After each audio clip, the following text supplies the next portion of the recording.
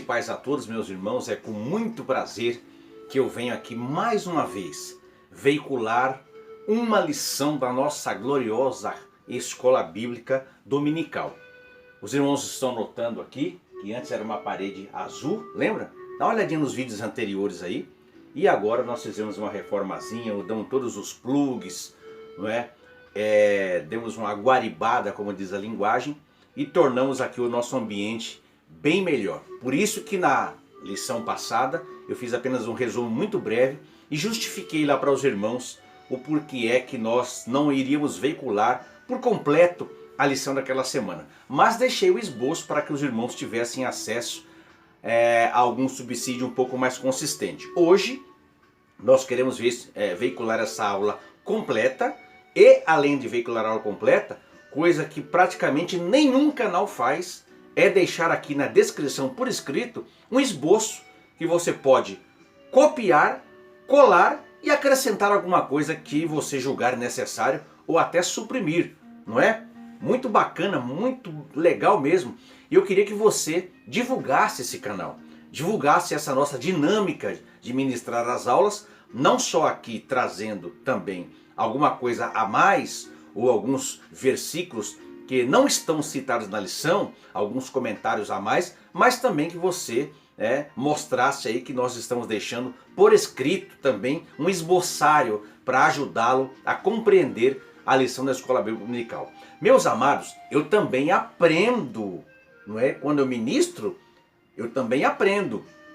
Quem ensina também aprende, porque eu tenho que sentar primeiro para ler a Bíblia, ler a revista, buscar outros subsídios também de outros irmãos e fazer as nossas considerações finais. Eu quero agradecer a todos vocês que têm nos abençoado, têm nos ajudado, não é? E também dizer para vocês que eu estou muito feliz porque o nosso canal está crescendo. Eu vou deixar aqui, olha, o crescimento do nosso canal aí no último mês, quantos compartilhamentos houve, quantas horas de vídeo foram assistidas, quantos inscritos a mais entraram no nosso canal. Eu agradeço imensamente a vocês que se inscreveram no nosso canal. Não sei quem foram os irmãos que compartilharam nossos vídeos, mas minha oração é que Deus possa abençoar a você poderosamente, grandemente, porque você está me ajudando a disseminar a palavra de Deus, certo? Vamos direto à lição? Também quero pedir que os irmãos possam dar o seu joinha, é muito importante. Irmãos, não custa nada você ver o vídeo, clicar naquela mãozinha, dar o seu joinha e também no sininho, para que você seja notificado quando nós gravarmos um vídeo. Quero também dizer a vocês que eu estou orando por todos os inscritos, colocando a vida de vocês, as famílias aqui representadas, nas mãos do Senhor. Ele sabe todas as coisas. Eu tenho convicção de que Deus pode responder a nossa oração para que você e a sua família sejam abençoados. E também não custa nada, se você quiser deixar o seu pedido de oração aqui na descrição, tenha certeza que especificamente nós vamos estar orando pela sua vida. Também eu ficaria muito feliz se os irmãos nos comentários aqui colocassem: olha, meu irmão, eu estou vendo o seu vídeo da cidade tal, do estado tal, porque nós iríamos saber do alcance dos nossos vídeos. Meus amados, sem perca de tempo, a lição de hoje, que está sendo veiculada agora, mas que será ministrada no próximo domingo, dia 10 de novembro, é a lição de número 6, a rebeldia de Saul e a rejeição de Deus. Aqui está a chamada, né, da lição, e a verdade prática, ela diz o seguinte: ao cristão nascido de novo, não cabe praticar o pecado da rebeldia, pois fazê-lo é reviver a velha natureza. O que diz o texto áureo? O texto áureo está em 1 Samuel, capítulo 15, e o versículo 23. Porque a rebelião é como o pecado de feitiçaria, e o porfiar é como a iniquidade e idolatria. Porquanto tu rejeitaste a palavra do Senhor, ele também te rejeitou a ti, para que não sejas rei. Palavra muito dura aí desse texto áureo que foi dita por Samuel a Saul. Meus irmãos, lembrando também que aqui é apenas um subsídio. Eu não costumo comentar exatamente como está na revista. Embora eu voltei a comentar tópico a tópico, mas tópico a tópico assim, tópico 1, 2 e 3, não subtópicos, porque senão tomaria muito tempo. Também não temos a proposta aqui de ficar lendo os comentários, porque a leitura os irmãos vão fazer nas suas casas, nas suas próprias revistas. É apenas uma ajuda, alguns tijolinhos para seu alicerce, que é a lição da revista. Então nosso propósito é que nesses minutos você tenha algum elemento que possa ser acrescentado ao seu esboço, ou que ao chegar ao fim da aula da sua classe, né, ou no começo da aula, ou durante a aula da EBD, você tenha uma noção do que será ou do que foi ventilado. Eu vou ler apenas a introdução da revista, para que nós, a introdução da lição, para que nós tenhamos então um parâmetro geral. Está dizendo assim, acompanhe aí. Nesta lição, trataremos sobre a rebeldia de Saul e de sua rejeição por parte de Deus. Figuradamente, Israel foi comparado a uma vaca rebelde que se rebelou contra Deus. A Bíblia mostra que há castigo divino para quem trilha o caminho da rebeldia. É isso que estudaremos aqui, tomando como exemplo Saul, o primeiro rei de Israel. Então aqui é a introdução para que nós possamos ter um panorama geral. O que é rebeldia? No dicionário diz o seguinte, que é a qualidade ou característica do rebelde. Né? Segundo, é o ato de rebelar-se, não conformidade, reação. Agora, por metonímia, é a força, princípio, vontade ou tendência contrária, oposição, resistência. E, por último, aí a definição de rebeldia é pertinácia, obstinação excessiva, teimosia. Então, isso aí é a definição de rebeldia. Nós vamos então para o tópico de número 1, né, que está definindo como a definição de rebeldia, que nós já demos, e aí o subtópico 2 vai dizer sobre alguns aspectos bíblicos, e o subtópico 3, o cristão e a rebelião. No subtópico 3, do tópico 1, irmãos, subtópico 3, o cristão e a rebelião, fala sobre então a submissão e a rebelião. Olha, gente, a submissão à liderança eclesiástica, ela é bíblica. Você pode até não concordar com o método de trabalho, com a dinâmica, né? Como é que as coisas são feitas, mas jamais deve criar um ambiente de instabilidade ou levante contra essa liderança. Até porque cada um tem uma estratégia, uma forma de gerenciar a obra de Deus, umas mais eficazes, outras menos eficazes. Você pode até discordar da fórmula e da forma do trabalho, mas nunca se deve criar, não é, uma insurreição contra aquele que está liderando, ok? Então, desde que não esteja fora dos padrões bíblicos, eu devo me submeter a essa liderança. Isso é fato, não é? E isso já encerra essa parte da submissão às nossas lideranças. Você pode até não querer participar da engrenagem do serviço, mas jamais deve criar grupelhos, levantes e perseguição ao líder, assim também como não devemos denegrir a sua imagem. Agora, uma coisa muito importante que nós temos que falar aqui, gente, e isso você tem também da mesma forma, com a mesma ênfase, que eu não devo me submeter, digo que eu devo me submeter à nossa liderança, a liderança eclesiástica constituída por Deus, com o mesmo peso também, não é? Eu preciso entender que em parte alguma da Bíblia, ela está dizendo que eu devo obedecer cegamente quem quer que seja. A submissão, ela deve ser no Senhor, certo? E hoje, por conta da posição de muitos líderes, nós temos percebido abuso espiritual. Sabia disso? Que por conta, muitas pessoas, muitos líderes se aproveitam, não é? Que a Bíblia, ela doutrina que haja uma submissão à liderança espiritual, e muitos usam desta prerrogativa para, de forma contrária à palavra, blindarem-se e falarem, fazerem, comportarem-se da maneira como querem, sem que sejam questionados. Isso chama-se abuso espiritual. O abuso espiritual, o que é isso? É o uso impróprio de qualquer posição de poder, liderança ou influência para satisfazer os desejos egoístas de um líder. Então, às vezes o abuso, ele se origina, ele começa em posições doutrinárias. Às vezes ele ocorre porque os interesses pessoais de um líder, ainda que eles sejam legítimos, eles acabam sendo satisfeitos de maneira ilegítima. Sistemas religiosos que são espiritualmente abusivos, eles, por exemplo, são comumente viciadores, autoritários, não é? Religiosamente controladores, ou seja, aqueles que estão embaixo, né, da pirâmide ali, da base da hierarquia, não podem falar nada, tem que ficar de biquinho fechado. Então, essa tal autoridade, supostamente, ela é derivada da posição que ocupam. Gente, em Mateus capítulo 23, eu estou deixando as referências para vocês aí, versículos 1 e 2, Jesus disse que na cadeira de Moisés se assentaram os escribas e fariseus, certo? Era uma posição, então, de autoridade espiritual.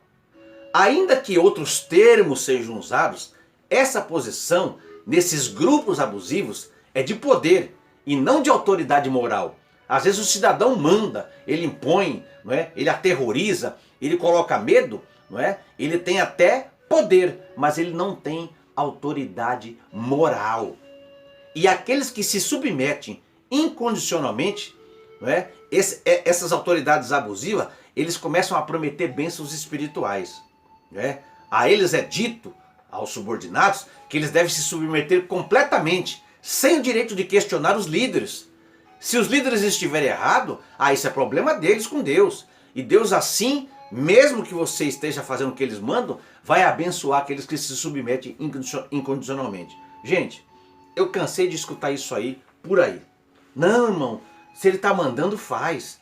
Ele pode estar até errado, mas olha, ele vai pagar o preço. Não, não, não, não, não. Se você se submeter a uma liderança que abusa espiritualmente, que você tem certeza pela palavra que está fazendo coisa errada, e você fizer porque simplesmente ele é o líder, você também é cúmplice do pecado dele. O preço maior vai recair sobre ele, mas a comissão vai recair sobre você também. Certo? Isso é um ponto indiscutível. E veja, esses sistemas de abuso espiritual, você fala, nossa, irmão Willy, mas eu não tinha enxergado por esse prisma, né, na lição. Porque a lição vai falar sobre isso aqui, no subtópico 3 do tópico 1, sobre o abuso. Né? Então, primeiro, essa liderança, ela tem uma aparência externa. Esse sistema religioso abusivo procura sempre manter uma aparência de santidade. A história do grupo ou dessa organização quase sempre é distorcida para dar a impressão de que ela tem um relacionamento especial com Deus. Né? Então veja que eles procuram o tempo todo manter as aparências, padrões legalistas de pensamento e comportamento. Muitas vezes eles não são nem possíveis de serem mantidos. E aí, como os membros não conseguem manter aquela aparência toda, então veja que isso acaba inferiorizando as pessoas que não conseguem, e os seus líderes passam a ser então aqueles santarrões que conseguem cumprir tudo que eles colocam para o povo, mas eles mesmos não cumprem. E uma das coisas é a proibição de crítica. O sistema religioso, esse abusivo, por não ser baseado na verdade, não pode permitir questionamentos. Você já viu que muitas vezes você está vendo alguma coisa que não está correta, você tem convicção, você tem certeza que não está correto, aí alguém diz assim, não, mas irmão, você não pode questionar. É o homem de Deus que está ali. É o líder que está lá. Irmão, nem questiona. Deixa ele com Deus. Quem diz que não pode questionar, irmãos? Isso não é bíblico, essa frase não é bíblica, não. Não é? Não se pode ter nenhum tipo de discussão aberta sobre as questões que muitas vezes é de interesse da igreja. Se a pessoa questionar, se torna o próprio problema, ao invés da questão que ela levantou. Às vezes é uma coisa gravíssima, a pessoa levanta uma questão, em vez de discutir a questão, discutem a pessoa. né? As resoluções sobre qualquer questão vêm diretamente do topo da hierarquia. Ninguém pode participar, ninguém pode questionar, ninguém pode sugerir. Ué, que negócio é esse? Então, o pensamento, muitas vezes autônomo, as pessoas pensarem por si mesmas, muitas vezes é desencorajado, né? Uma vez eu fiz uma crítica aqui a uma determinada editora que publica livros e revistas para o meio cristão, eu fui escorraçado. Não pode criticar. Ora, não podemos fazer uma autocrítica? Não podemos criticar aquele que nós entendemos que esteja fora dos padrões normais? Né? Então, muitas vezes nós estamos desencorajados, sob a alegação de que se você questionar, pode gerar dúvida no povo, né? Isso aí é falta de fé em Deus e nos líderes que foram ungidos. E aí, muitas vezes, os seguidores procuram controlar os seus próprios pensamentos por medo de que possa estar questionando a Deus, quando na verdade muitas vezes nem Deus ele quer obediência cega. Então nós temos algumas respostas bíblicas para isso, tá? Nós temos algumas respostas bíblicas para isso. Então, por exemplo, existem vários exemplos de abuso espiritual na Bíblia. No livro de Ezequiel, por exemplo, né, Deus ele descreve e condena os pastores de Israel que apacentam a si mesmos e não as ovelhas, que não cuidam das doentes, desgarradas e perdidas, mas dominam sobre ela com rigor e dureza. Você vai ver isso aí, vou deixar a referência aqui, em Ezequiel capítulo 34, dos versículos 1 ao versículo 10. E Jesus? Jesus reagiu com indignação contra os cambistas no templo, que exploravam os fiéis. Está lá em Mateus capítulo 21, versículos 12 e 13, e também em Marcos capítulo 11, versículo 15 a 18, e em Lucas capítulo 19, versículos 45 a 47, e em João capítulo 2, versículos 13 a 16. Então Jesus ele reagiu com indignação contra aqueles cambistas, contra aqueles que se importavam mais com as suas próprias interpretações da lei do que com o sofrimento humano. Está lá em Marcos capítulo 3, versículo 1 a 5. E em Mateus 23, Jesus ele vai nos dar uma importante descrição dos líderes espirituais abusivos, tá? Depois os irmãos dêem uma lidinha em Mateus 23. Já mais para frente, lá em Gálatas, Paulo ele argumenta contra aqueles que queriam impor um cristianismo legalista, subvertendo a mensagem do evangelho. Então, veja gente, tem muitos outros exemplos na Bíblia, eu não vou ficar muito preso nesse tópico aqui. Mas é importante dizer que Jesus Cristo, ele era Deus encarnado, a segunda pessoa da Trindade, o Criador do universo. Não é? Então ele, obviamente, tem a mais alta e soberana autoridade espiritual. Tinha ou não tinha? Tem ainda. Ainda assim, Jesus não usou dessa autoridade para subjugar os seus discípulos. Ele não abusou da sua autoridade para colocá-los sob o jugo de regras e regulamentos legalistas. Ao contrário, ele disse: vinde a mim, todo crente conhece esse versículo aí. Vinde a mim, todos os que estáis cansados e sobrecarregados, e eu vos aliviarei. Tomai sobre vós o meu jugo e aprendei de mim, porque sou manso e humilde de coração, e achareis descanso para a vossa alma, porque o meu jugo é suave e o meu fardo é leve. Então, veja que nem Jesus procurava manter as aparências externas. Ele comia com os publicanos e pecadores, por exemplo, né? Se sentava à mesa com gente que não prestava, socialmente falando. Aos fariseus legalistas, Jesus aplicou as palavras de Isaías, né? Conforme está lá, que vai ser corroborado inclusive em Mateus 15, 9. Esse povo está me adorando em vão, estão me honrando com os lábios, mas o coração está longe de mim. Estão me adorando em vão, ensinando doutrinas que são preceitos de homens. Então veja que ele condenou a sua atitude. E ele disse mais ainda, né? Lá em Mateus 23, 27 e 28, né? Ai de vós, escribas e fariseus hipócritas, porque vocês sois semelhantes aos sepulcros caiados, que por fora se mostram belos, mas interiormente estão cheios de ossos de mortos e de toda imundícia. Assim também, vós exteriormente pareceis justos aos homens, mas por dentro estáis cheios de hipocrisia e de iniquidade. Então veja gente, que Jesus não era paranoico como esses líderes abusivos. O seu ministério era transparente ao público. Ele não tinha nada a esconder. Jesus não só criticou os líderes religiosos por suas doutrinas errôneas, né? Eu vou deixando as referências bíblicas aí, mas também, quando criticado, ele não os silenciou, mas deu-lhes respostas bíblicas e racionais às suas objeções. Então, concluindo essa parte de Jesus, né? Ele, ainda que ensinasse a lei perfeita de Deus, ele colocava as necessidades legítimas das pessoas acima das regras ou regulamentos legalistas. Ainda que nenhum ser humano seja absolutamente perfeito nessa vida, nós podemos saber que já temos vida eterna. Então, os fariseus eram um exemplo de líderes espirituais abusivos. Então, gente, precisamos ter cuidado com isso, né? Que precisamos ser submissos, precisamos não criar rebelião, resistência no meio religioso, respeitar os líderes eclesiásticos, mas, como eu disse no início, no Senhor, ainda que não concordemos com a dinâmica de trabalho, de serviço, devemos ser submissos. Agora, quando se trata de abuso, não prestamos mais, então, obrigatoriedade pela Bíblia de sermos submissos, ok? Então, veja, o abuso espiritual, ele tem um efeito devastador na vida das pessoas. Não é? Por quê? Porque geralmente as pessoas, elas acabam depositando um alto grau de confiança em seus líderes. E esses líderes deveriam honrar essa confiança que as pessoas depositam, guardar essa confiança.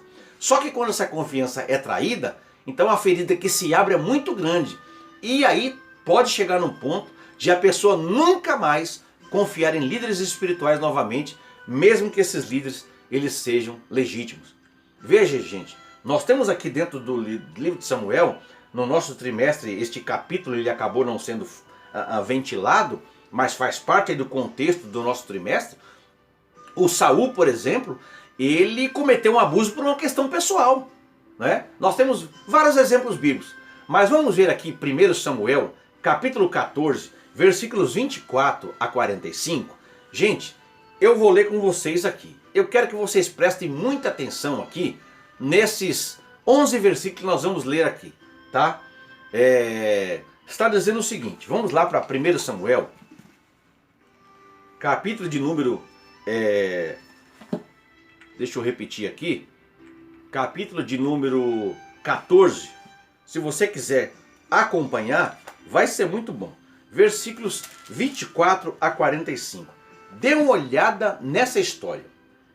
Enquanto os homens de Israel estavam os homens de Israel angustiados naquele dia, porquanto Saul conjurara ao povo dizendo: maldito o homem que comer pão antes do anoitecer, para que me vingue de meus inimigos, pelo que todo o povo se absteve de provar pão. Tem uma tradução que diz que os homens, aqui diz angustiados, nessa tradução da Bíblia Shed, que é a tradução contemporânea, mas a tradução mais correta é: estavam os homens de Israel já exaustos naquele dia, né? Tendo o povo chegado a um bosque onde havia mel no chão. Chegando o povo ao bosque, eis que corria mel, porém naquele dia ninguém chegou a mão à boca, porque o povo temia a conjuração que Saul tinha feito. Jonatas, porém, não tinha ouvido quando seu pai conjurara o povo, e estendeu a ponta da vara que tinha na mão, e molhou no favo de mel, e levando a mão à boca, tornaram a brilhar os seus olhos. Olha só, gente, todo mundo morrendo de fome, né? Outra versão diz assim: aclararam-se os seus olhos, ou seja, o povo já estava com vertigem de tanta fome, eles tinham pelejado, guerreado. Jonatas tinha levado o seu pajem de armas, né? Antes do versículo 24 você vai ver isso, né? Pediu direção de Deus, se poderia ir à guerra ou não, fez ali uma prova com Deus, Deus confirmou que ele podia ir, eles foram, lutaram, guerrearam, estavam cansados durante aquele dia, exaustos. Saul disse: não, enquanto não me vingar dos meus inimigos, ninguém vai comer nada. Só que Jonatas não ouviu. E ele viu lá um favo de mel, diz que corria mel naquele vale, não é? E ele teve os seus olhos aclarados. Aí, se os irmãos continuarem aí a leitura, diz aí que respondeu uma pessoa do povo: olha, né? O seu pai fez um juramento solene aí. ele disse que o homem que comesse mel aqui seria maldito. E aí o povo, diz a Bíblia, que estava desfalecendo. Aí disse Jonatas, né? O meu pai tem turbado a terra. Ora, vede como se me aclararam os olhos por ter provado um pouco desse mel. Quanto mais se o povo hoje livremente tivesse comido do despojo que achou de seus inimigos. Porém agora já foi tão grande o estrago dos filisteus. Gente, e aí se vocês vão continuar lendo aqui o versículo 14, diz aqui que de repente Saul chegou. Saul chegou e tal, e aí ele começou a questionar, né, o que tinha acontecido.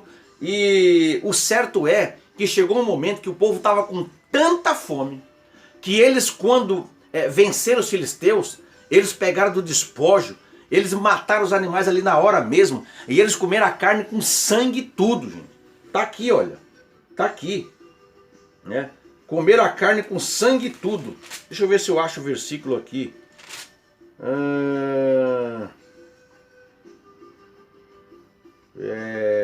Deixa eu dar uma pausa aqui. Olha aí, capítulo 14, versículo 32. E lançando o seu despojo, tomaram ovelhas, bois e bezerros e os mataram ao chão e os comeram com sangue. E aí alguém falou para Saul, versículo 32, 33. Eis que o povo peca contra o Senhor, comendo com sangue. Disse ele, procedeste alevosamente, rolai para aqui hoje uma grande pedra. Disse mais Saul, versículo 34, espalhai-vos entre o povo e dizei, cada um me traga o seu boi e sua ovelha, e matai-o aqui, comei, e não pequeis contra o Senhor, comendo com sangue. Então todo o povo trouxe de noite cada um seu boi, de que lançara a mão, e os mataram ali. Edificou Saul um altar ao Senhor, este foi o primeiro altar que edificou. Veja só, gente, agora no versículo 36. Disse mais Saul, desçamos esta noite ao encalço dos filisteus, e despojemo-los até o raior do dia, e não deixemos de resto um homem sequer deles. E disseram, faze tudo que bem te parecer. Disse porém o sacerdote, cheguemos aqui a Deus. Então consultou Saul a Deus, dizendo, descerei ao encalço dos filisteus, entregá-lo-ás nas mãos de Israel? Porém naquele dia Deus não lhe respondeu. Então disse Saul, chegai-vos para aqui todos os chefes do povo, e informai-vos e vede, qual o pecado que hoje se cometeu? Então ele disse, olha, algum pecado alguém cometeu. Os irmãos sabem que na lei eles não poderiam comer carne com sangue. Porque tão certo como vive o Senhor que salva Israel, ainda que com meu filho Jonatas esteja a culpa, seja morto. E foi justamente Jonatas, o filho dele, que sugestionou que os homens comessem naquele dia. Inclusive ele comeu mel, né? Então, se alguém pecou, mesmo sendo meu filho, que seja morto. Disse mais a todo Israel, vós estareis de um lado, e eu e meu filho Jonatas do outro.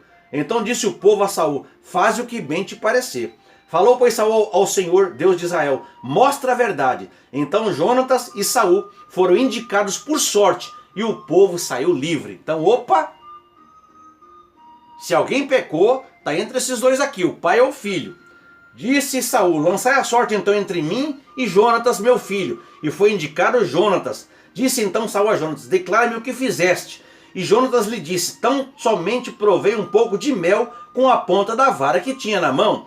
Eis-me aqui, estou pronto para morrer. Então disse Saul, Deus me faça o que bem lhe aprouver. É certo que morrerá Jonatas. Porém o povo disse a Saul, morrerá Jonatas, que efetuou tamanha salvação em Israel? Tal não suceda. Tão certo como vive o Senhor, não lhe há de cair no chão um só cabelo da cabeça, pois foi com Deus que fez isso hoje. Assim o povo salvou a Jonatas para que não morresse. Vocês perceberam aí, gente? Depois vocês dão uma lidinha de novo, com um pouco mais de calma aí, que Saul acabou abusando. Os homens exaustos, caindo de cansado, irmão, com fome. Não podia comer, tinha que continuar uma peleja ainda. Mas ele, por questão, não, depois que eu me vingar de todo mundo é que vocês vão comer. Ora. Aí Jonatas acabou incentivando que o povo, não é, se restabelecesse através de uma alimentação.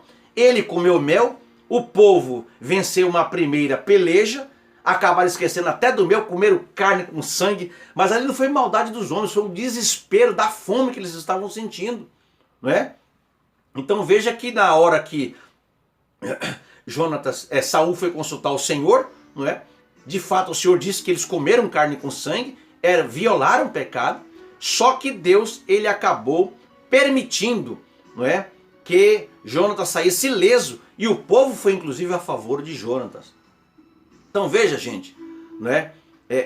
Nós não devemos nunca nos submeter a nenhum tipo de tirania. Isso não é submissão, não é? Então, como eu disse, não podemos admitir falta de respeito, levante, mas precisamos ter cuidado. Inclusive, a própria lição, nesse tópico de número 3, desse subtópico de número 3, aqui olha, o cristão e a rebelião, tá aqui olha, o cristão e a rebelião. No primeiro tópico, subtópico 3, tem um trecho que diz assim: entretanto, né, vamos começar do começo? Começar do começo, é lógico. A Bíblia ensina ao cristão respeitar todas as autoridades, inclusive os líderes da igreja, jamais serem submisso, rebelar-se, Romanos 13:1, mas tendo como dever orar por elas. Entretanto, segundo as Escrituras, o cristão não deve sujeitar-se a uma autoridade quando a prioridade da justiça está em risco e quando há violação aos princípios bíblicos. Aí está a referência de Atos 5:29, quando Pedro, solto da prisão, não é, os magistrados disseram que ele não deveria mais pregar a palavra, ele disse: importa obedecer a Deus e não a homens. O tópico de número 2, ele tem como título a rebeldia de Saul, né? Então, gente, eu quero inclusive explanar um pouquinho aqui os versículos da leitura em classe, que está em 1 Samuel, capítulo 15, versículos 17 ao versículo 18. Se você puder abrir a sua revista, eu te agradeço, porque fica mais fácil você ler o versículo e você entender os nossos comentários. Embora eu vou deixar aqui também no esboço. Dos versículos 14 ao versículo 21 aqui da leitura em classe, né, vocês vão perceber que esses versículos eles revelam as fraquezas trágicas do caráter de Saul, né? Primeiro, declara ter obedecido a palavra do Senhor. No versículo 13, né, que não está na lição aqui, mas nós vamos ler aqui na Bíblia Sagrada, do capítulo de número 15, o versículo 13 diz assim: veio, pois, Samuel a Saul, e este lhe disse: bendito sejas tu do Senhor, executei as palavras do Senhor. Então ele diz primeiro aqui que ele tinha obedecido, que era para ele aguardar 7 dias até que Samuel voltasse, para então oferecer o sacrifício. Só que Saul não aguardou, ele mesmo ofereceu o sacrifício. Mas aqui no versículo 13 ele estava dizendo que tinha obedecido a palavra do Senhor. Depois, quando ele foi confrontado, aí no versículo 15, ele disse que ele começou a responsabilizar o povo. Olha aí, 15:15. Respondeu Saul: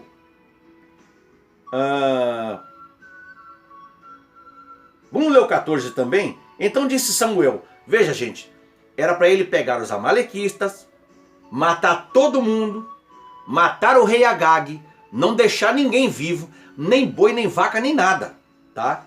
Aí Samuel vai questionar. Versículo 14, então disse Samuel: que balido, pois, de ovelhas é esse nos meus ouvidos, e o mugido de bois que ouço? Respondeu Saul: é de Amaleque, os trouxeram, porque o povo poupou o melhor das ovelhas. Olha, põe a culpa no povo.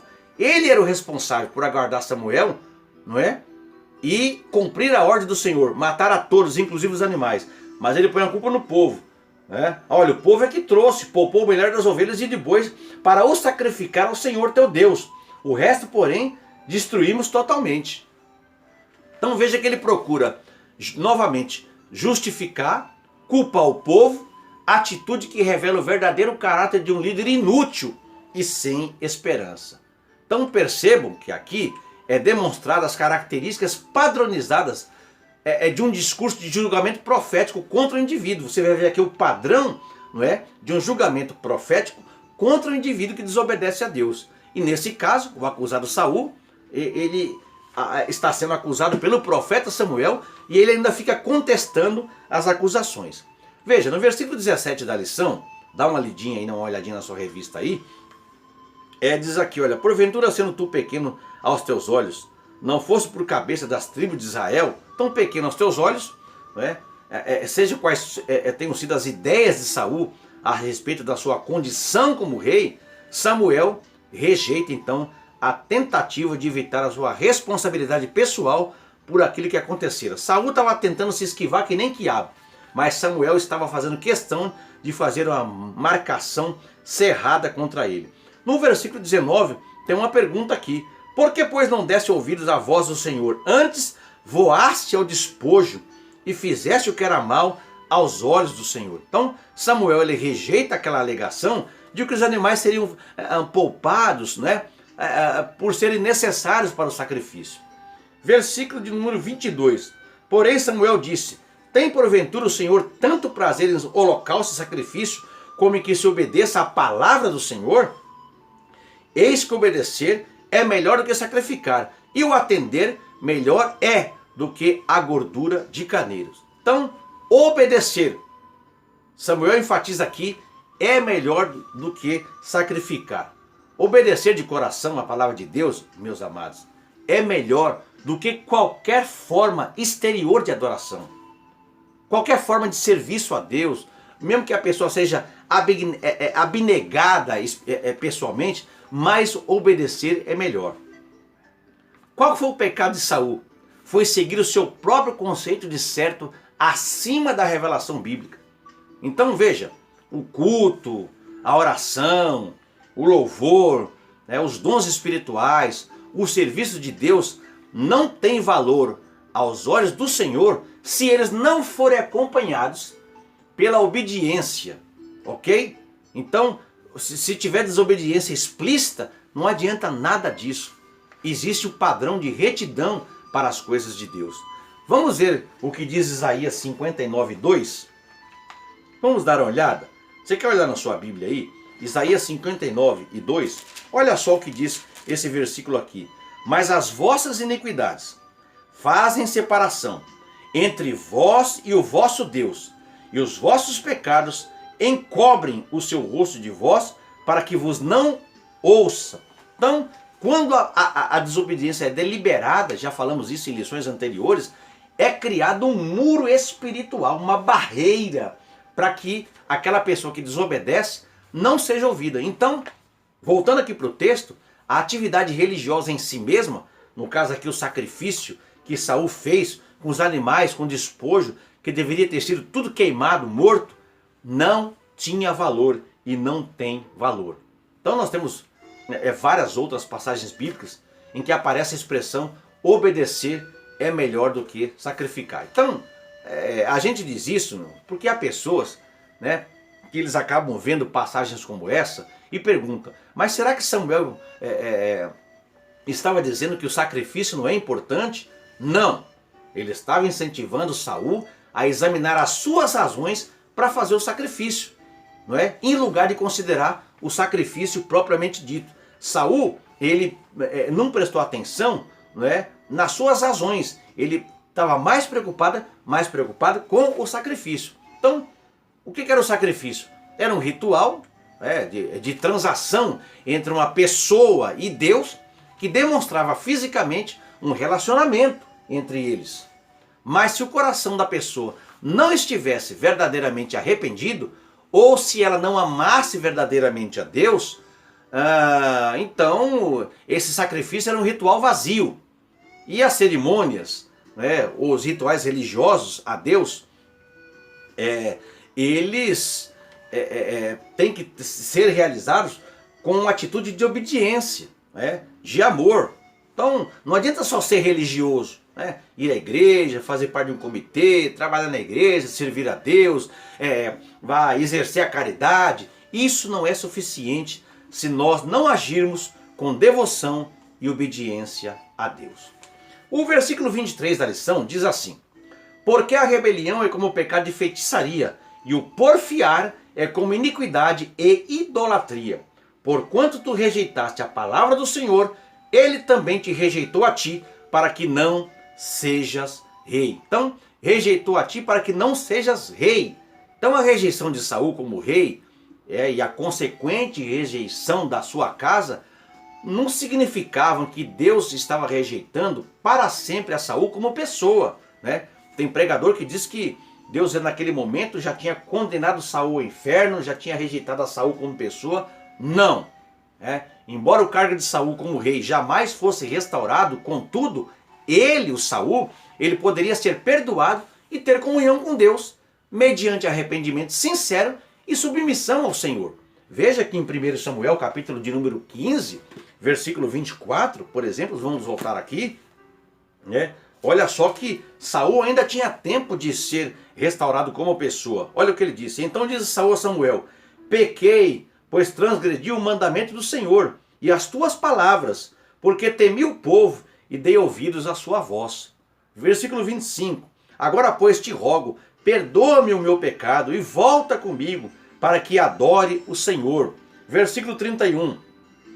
Então Samuel seguiu a Saul, e este adorou ao Senhor. Então veja que aqui Saul não tinha sido rejeitado. Saul ainda estava com aquele sentimento de arrependimento, de contrição, de quebrantamento, reconhecendo o seu erro, certo?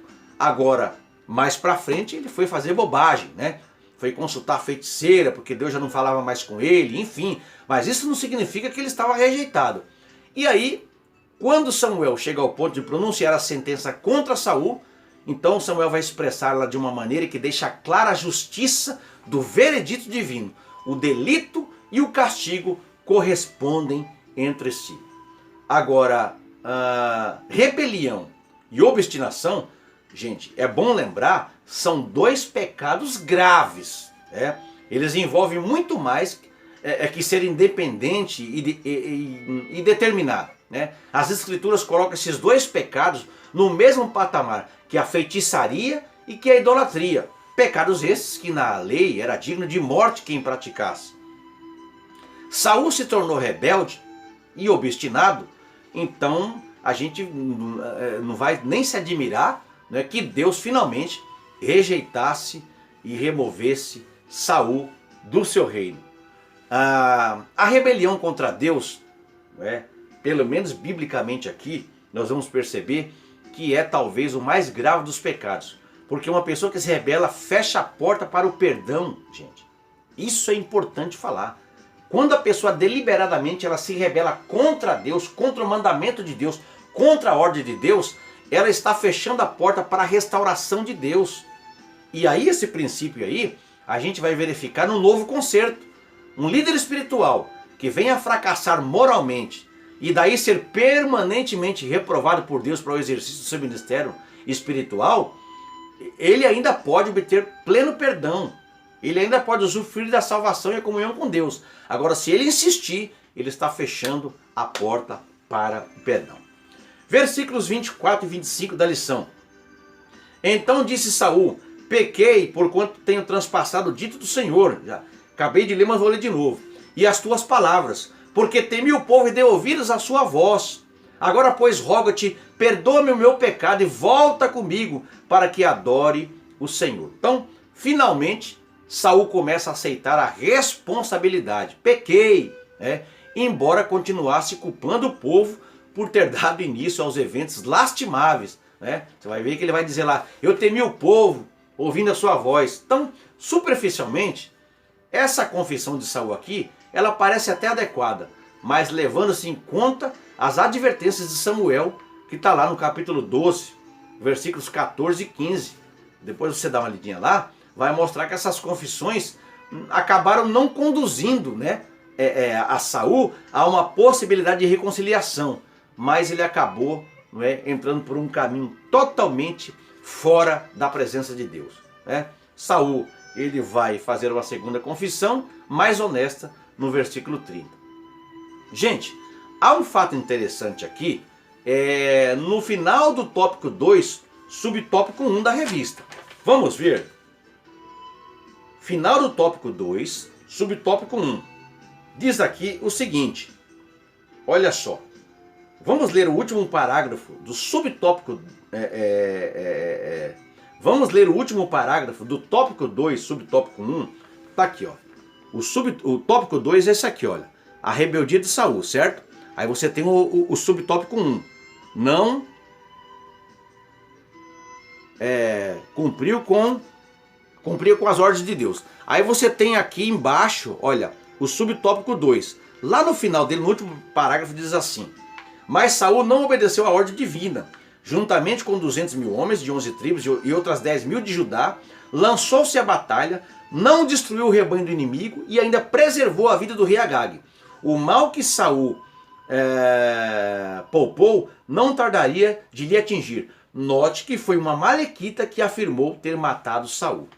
Veja, gente, eu vou deixar aqui 2 prints na tela, porque parece que é uma contradição aí, né? Em 1 Samuel 31, diz que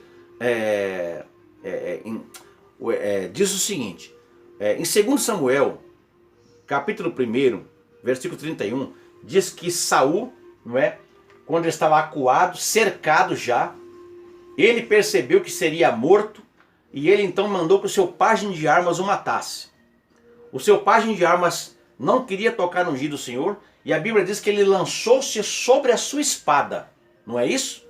E aí diz o versículo assim: e vendo o seu pajem de armas que ele era morto, lançou-se também sobre a sua espada e se matou, certo? Então veja que o texto de 1 Samuel 31 diz que o rei Saul suicidou-se caindo sobre a sua espada. Mas segundo Samuel, não é? Como diz aqui, 1 de 1 a 10, registra que ele foi morto por uma amalequita, né? O amalequita diz que passou lá, pegou a coroa do rei Saul, pegou o seu bracelete, chegou diante de Davi e disse: olha, eu matei ele, né? Querendo fazer uma média ali, por ser amalequita, um povo inimigo dos israelitas. Então nós temos um problema aí. Afinal de contas, Saul se suicidou